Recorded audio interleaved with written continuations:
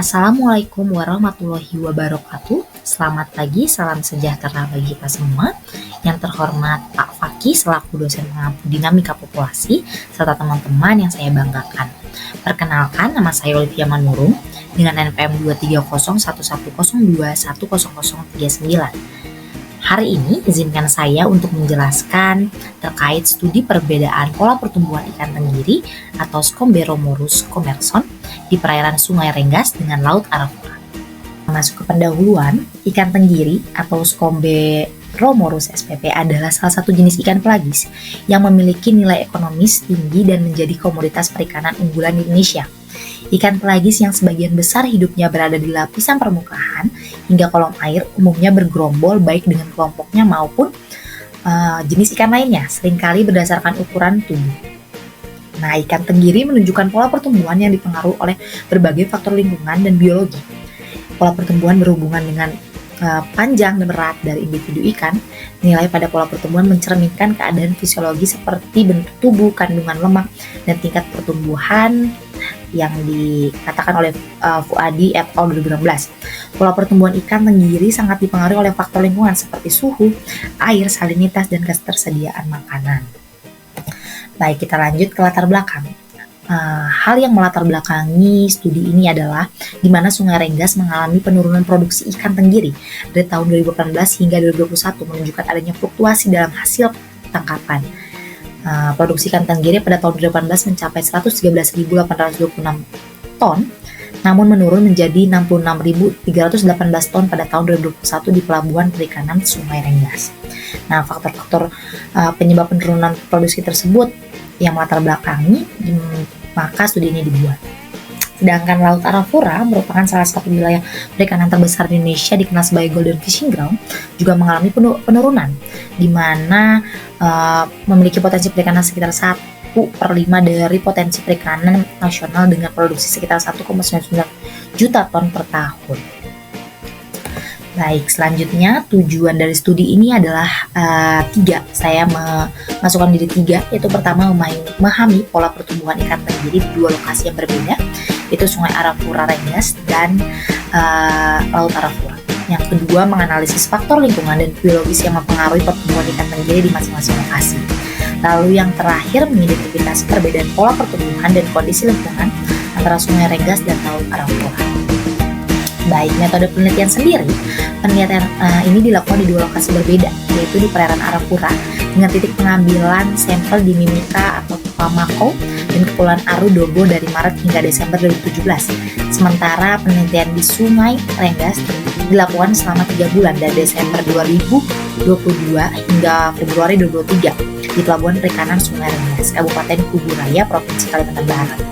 Nah, metode pengambilan sampel menggunakan random sampling dengan pemilihan nelayan melalui purposive sampling. Data yang dikumpulkan meliputi berat dan panjang ikan tenggiri serta suhu rata-rata permukaan air, di mana nantinya akan dianalisis data menjadi sebaran frekuensi panjang dan parameter pertumbuhan. Baik, kita akan masuk ke hasil dan pembahasan.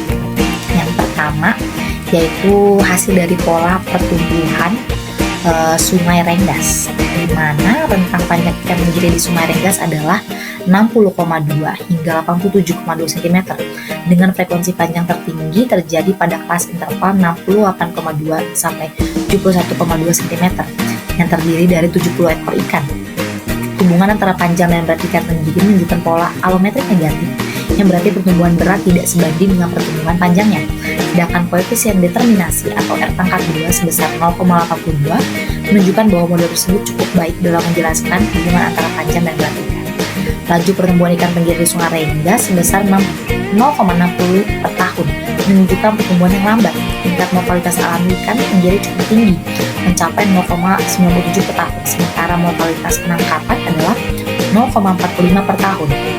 Nah, laju eksploitasi ikan tenggiri di Sungai Rengas sebesar 0,32 per tahun menandakan bahwa tingkat eksploitasi berada di bawah optimal underfishing, yang berarti masih ada potensi untuk peningkatan produksi. Maka dapat disimpulkan dari data tersebut menggambarkan kondisi populasi ikan tenggiri di Sungai Rengas yang memiliki pertumbuhan yang lambat dan tingkat mortalitas yang cukup tinggi. Meskipun tingkat eksploitasi berada di bawah optimal, masih diperlukan pengolahan yang lebih untuk memastikan keberlanjutan sumber daya ikan tenggiri di wilayah tersebut.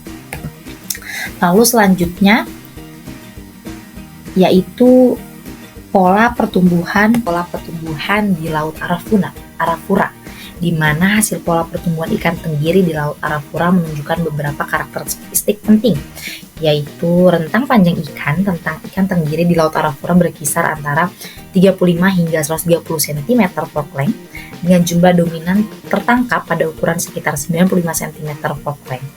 Nah, hubungan panjang berat pola pertumbuhan ikan tenggiri di Laut Arafura cenderung alometrik negatif, yang mengindikasikan bahwa pertambahan panjang tidak sebanding dengan pertambahan beratnya. Ini berarti semakin besar ikan, pertambahan beratnya cenderung lambat dibandingkan dengan pertambahan panjangnya.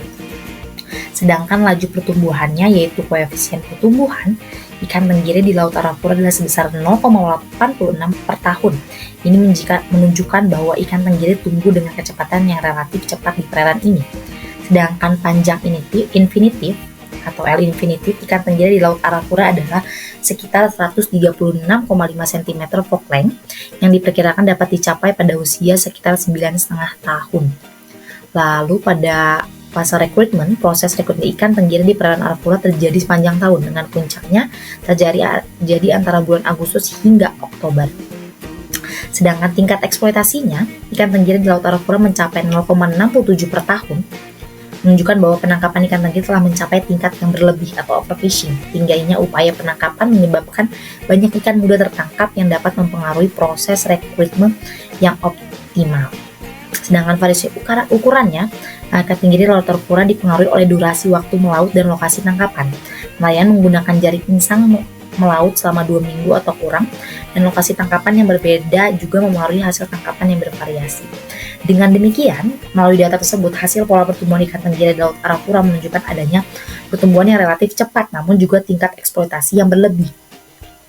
Hal ini menekankan pentingnya pengolahan perikanan yang berkelanjutan untuk memastikan keberlanjutan sumber daya ikan tenggiri dan menjaga keseimbangan ekosistem perairan Arafura.